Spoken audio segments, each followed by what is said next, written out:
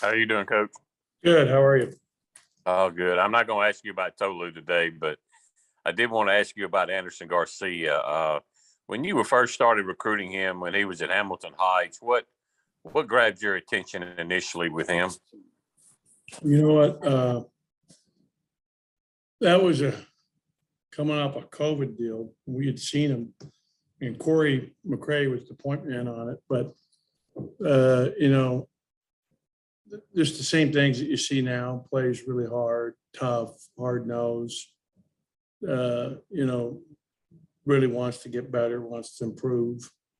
And the thing I liked about him, he wanted to be here. Like Mississippi State was his first choice. And you want guys that want to be here. I think, that's an important quality. He's looking at Anderson, he's one of several guys, and you mentioned this in all season of having high character guys that were going to accept their role and know their role and how key that was for the season. But you look on the bench the other night when you guys beat Alabama, and DJ didn't have the best game, but he was there rooting his teammates on. Same thing with Rocket Watts. Those guys were really into the game, even though they weren't on the court. Just how have you seen that come together with this group of guys, even though some of them are playing with each other for the first time? Yeah, I tell you what, when you have that, what you just mentioned, that makes you feel so good as a coach, because it means they're about winning first and foremost. Everybody wants to play a lot of minutes. Everybody wants to be out there. Everybody wants that great opportunity. But, at the end of the day, it still comes down to, everybody's going to get recognition and they're all going to have their opportunity. It's a long season. And so, some nights, you're going to play more than other nights. It's based on how you're doing and how your teammates are doing. And I just love that, like you mentioned, our bench was really supportive of one another, as I think they always are. John Sokoloff, go ahead and jump in for a couple. What's up, Ben? Hey, John. I was just wondering about Iverson, SEC Player of the Week. He's probably playing his best basketball of the year the last two games. What do you think he has to do to be able to kind of maintain the numbers and the level of play that he has over this next stretch of SEC play? He's just got to be consistent with his effort, and I think that, one thing he said after the Alabama game, that's the hardest he's ever played in his life. He was more exhausted, more tired after that game because he did a great job at both ends of the floor. Not only was he, spearheading, running the team's offense and distributing the ball and scoring himself, but he also did a phenomenal job defensively against one of the premier point guards in the league. It took a lot of out of him. And I love that, he accepted that challenge and did a great job for us. How confident are you that he'll be able to sustain the recent success that he's had down the stretch? I'm very confident. I totally believe him. Andy, go ahead and hop in. Hey, Ben. How big of a challenge, I guess, does Colin Castleton pose for you guys? And I guess Tolu probably takes the point on that. Yeah, but it'll be a team effort. Castleton's a really good player. I watched their game at Auburn last night. And the final score, if you guys saw the score of that game, which ended up being like a 10 or 12, was not even close to what it really was. It was literally a 2-point game with less than 5 minutes to go. And, Castleton was phenomenal in that game, and especially down the stretch when it was really tight. I mean, he's second in the league in block shots. He's very hard for anybody in our league to guard one-on-one in the low post. He gets you in foul trouble when you play him one-on-one. He, is an excellent passer. So if you go to double him, he's very good at finding his teammates. He's an excellent offensive rebounder. And he changes a lot of shots. Not only does he block shots, he changes shots. So he's going to make good money playing basketball when he's done at Florida. And he's a huge, problem to have to deal with. With Rocket Watts, I know he kind of has been without the past 3 summers, basically, of training. How close do you feel he is to kind of getting back to his best from the hip injury and all that? The other day, and I'll tell you what it was. It was, I guess it was Thursday. He had pain in his other hip on his other side. And I don't know if that's compensating for the hip that was surgically repaired. It's the first time it's happened all year.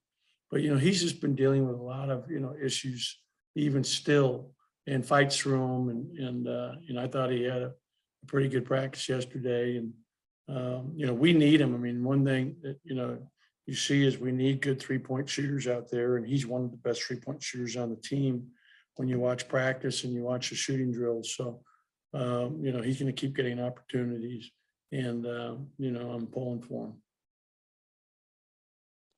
We'll go to Steph for a couple. Just a reminder to use that raise your hand function if you have questions for Coach. Steph, go ahead. Hey, I'll take Paul's role, I guess, and ask you about Tolu. I know you had said that he wasn't going to start that Alabama game. I guess what kind of changed in that time for him to start, and where do you kind of see his minutes moving forward? He had a good practice the day before, and, that's the way we want to go. We want him to be our starting center because he earned it all summer long, all last year. And, you saw how effective he was, for example, when he had a couple weeks, 10 days of practice under his belt against Arkansas. And so he'll definitely continue to grow now and get back to himself here in the coming week because, he practiced. He did a workout on Sunday, an individual workout on Sunday. And we practiced yesterday as a practice again today. So, he's getting back. In fact, I got mad at him yesterday because he got there yesterday morning. We had shooting in the morning or lifting at 9:30. Well, he got there at 8 o'clock and had a 45-minute workout, unbeknownst to me, with one of our graduate assistants. Then he went and lifted for half an hour. Then he did his half an hour workout, organized with the team. Then before practice, he came back and did another hour on the floor by himself. And then we had a 2-hour practice. And I was saying, totally, this is how you got in this situation in the first place, by overdoing it. And, so fighting him in to stay out of the gym is a problem that I've never had in my life with a player before, like I have with Tolu. I mean, he wants it so bad. And in some ways, you're just so excited to have a guy like that. But with, both his feet, it's a situation where we can't afford to go over the top like yesterday. You were mentioning earlier the guys on the bench, even if they're not in the game, being into it. How important is having that when you go in road games on the SEC? Important no matter where you play. And, that speaks to the high character of our guys. And, that we really do have a good cohesion with this team, a good chemistry, good leadership amongst the players, leading one another. And, I commend them for their leadership. And, they're great, support of one another. Back to John. And I think it was almost a year to the day. I remember that Mississippi State Florida game last year. Tolu, I think he had like 28 and 14 or 27 and 14, something crazy like that against Castleton and that Florida team, a game that you guys obviously ended up winning. What do you remember about his performance kind of in that game? And does that kind of give you a little more confidence knowing that you've seen Tolu have so much success against them before? He had his best game of his career against them a year ago, but he was at the 4, so he wasn't going head up with Castleton the whole time. He had the size advantage over their power forward a year ago. And now he'll be going against their starting center, which will be a little different. He still scored on Castleton some in that game, but I thought he had a great game in that game and did a really good job scoring and rebounding the basketball. Back to Andy, and then we'll go back to Paul. Hey, Ben, we talked so much about that Alabama game being really important, like circling it twice and everything like that. I guess on the next side, it's like, how important is it to follow a game like that up with another strong performance? Yeah, I mean, that's obviously, critical right now. I mean, you look at the schedule that we're on right now, it's unbelievable. I mean, there aren't many teams in the country that have a more difficult schedule than what we're dealing with here over the next few weeks. And, Florida's quad 1 opportunity on the road. They are an excellent team. I mean, an excellent team. They're going to be in the NCAA tournament at the end of the day. They have wins over Ohio State. They have wins over Florida State. Both those teams are trending upward. Both those teams will probably be in the tournament. Their net is higher than us. In fact, after the win against Alabama, we actually went backwards one spot. And that's because our non-conference wins or losses, like Louisville, is trending backwards right now, as is Richmond. Two of the better teams we played. And so, we need to obviously we control our own destiny is the good news. We've got to, go in there and play our very best to have a chance to win on the road down in Gainesville. Paul, wrap us up.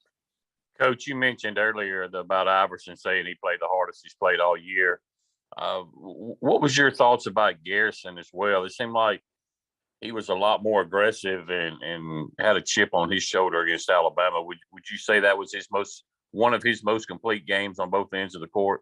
I thought it was his best game as a Bulldog, 16-10 against a nationally ranked team. And no but doubt he set the tone early. He had a couple of huge offensive rebound putbacks. He was very physical, did a great job rebounding the basketball. And we need that continued energy that he brought to the game and physicality he brought to the game moving forward.